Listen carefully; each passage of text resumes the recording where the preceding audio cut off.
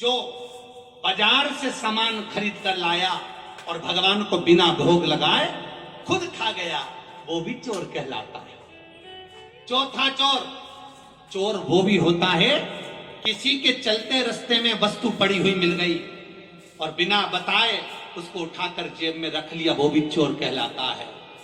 और 5वें नंबर का चोर, शिव महापुराण की कथा और भागवत कहती है, जो बाजार से खरीद कर लाया, अपनी पत्नी के कमरे में जेब में भरकर ले गया, चुपचाप बैठकर दोनों धनी लुगाई खा गए और बूढ़े माँ बाप को नहीं दिया, वो भी चोरते हैं, वो भी चोर।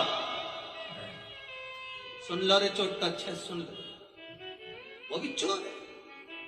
अरे भैया, पत्नी के लिए अगर बर्फी लेकर आया था, गजक लेकर आया था, पत्नी के लिए कोई सामान लेकर आया था, टॉफी लेकर आया था, बिस्कुट लेकर आया था, तो थोड़ा सा और लाता, क्योंकि घर में माँ बाप जब बुढ़े हो जाते हैं, घर में माता पिता जब बुजुर्ग हो जाते हैं, तो उनको खाने की ललकता बढ़ जाती है। बच्चा बुढ़ा एक बराबर होता है, बच्चों को भी खाने की लगता रहती है, तो बुढ़ों को भी खाने की लगता रहती है। तो तुम्हारे पास फर्ज है कि अपनी पत्नी के कमरे में सामान ले जाने से पहले 5 रुपए का अगर बिस्कुट लाया, 5 रुपए का पेड़ा लाया, 10 रुपए का गजक लेकर आया, तो थोड़ा सा मम्मी पापा को देकर जाता तो चोर नहीं कहलाता। जो माता पिता को दिए बिना अपनी पत्नी के साथ अकेले कमरे में बैठकर चुपचाप खा जाता है, वो भी चोर कहलाता,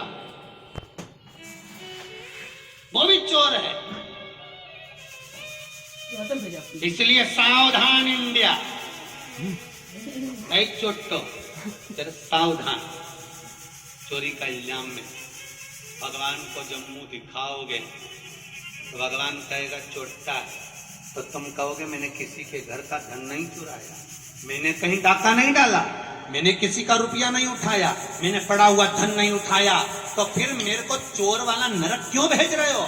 भगवान कहेगा तू अकेला अपनी पत्नी के साथ बैठकर कमरे में चुपचाप खा दिया और बूढ़े माँ बाप को नहीं दिया, चोट्टा है।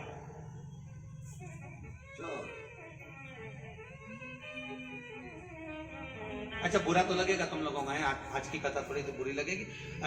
रिमोट तुम्हारे पास में, जल्दी से बदल दो।